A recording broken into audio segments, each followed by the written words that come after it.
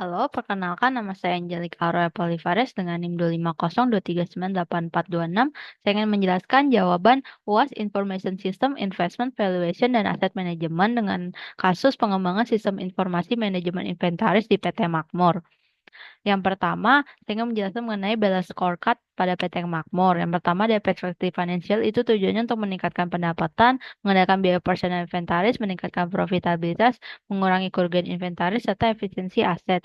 Yang kedua, dari perspektif customer, yang pertama meningkatkan kepuasan pelanggan, serta mengurangi keluhan pelanggan terkait layanan ataupun persediaan produk. Yang ketiga, dari sisi internal bisnis proses, yang pertama untuk meningkatkan efisiensi dalam pencatatan dan pengelolaan stok, memperkuat pengawasan dan penerimaan, serta pengelolaan barang, mengurangi kesalahan pencatatan dan pengelolaan stok barang.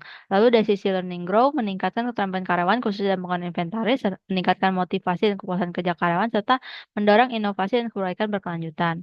Selanjutnya, usulan teknologi yang bisa digunakan pada kasus PT Makmur yang pertama adalah ERP. Di sini saya mengusulkan ERP berbasis cloud karena harganya lebih terjangkau yang bisa menjadi eh, solusi bagi PT Makmur. Yang kedua, penerapan cloud computing.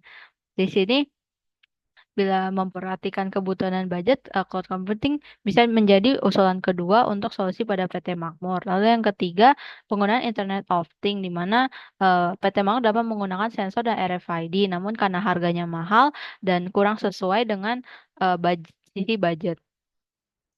Selanjutnya, identifikasi komponen biaya dari penerapan ERP berbasis cloud. Di sini, total selection cost-nya ada 199 juta rupiah.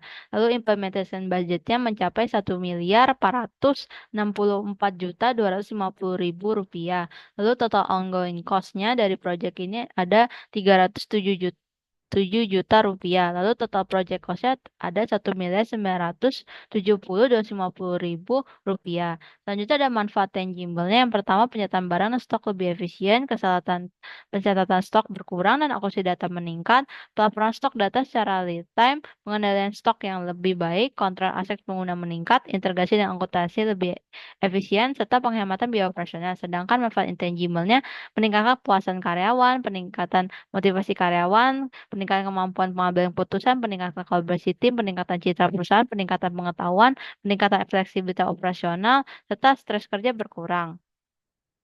Selanjutnya, lesson learn yang saya dapatkan dari materi ujian kalian, dan pertama, kebutuhan setiap perusahaan berbeda. Ada yang secara infrastruktur sudah memadai, namun budget terbatas dan sebaliknya. Yang kedua, perlunya kajian lebih lanjut dan detail pada suatu perusahaan apabila ingin membuat proyek budget yang sesuai dan bukan hanya berdasarkan asumsi semata, agar mencapai target yang dibuat. Yang ketiga, kebutuhan teknologi sangat dibutuhkan untuk menunjang proses bisnis perusahaan sekarang, dikarenakan efisien dan mempercepat proses bisnis bergerak. Sekian penjelasan saya dan terima kasih.